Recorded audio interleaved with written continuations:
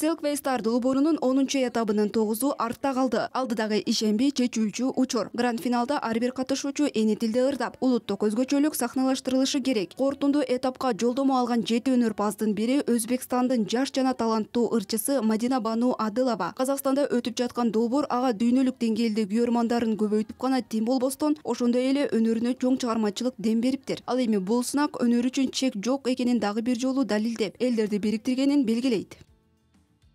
Поддержка была колоссальная. Колдоо чындыгында эле чоң болду. Өзбекстандагы көптөгөн ЖМКлар бул жаңылыкты колдойлу деп жарыша жазышты. Инстаграмдагы катталуучуларым дагы абдан чоң колдоо көрсөтүп жатышат. Өзбекстандын ушундай эл аралык долбоордун финалына чыкканы баарыбыз үчүн чоң сыймык.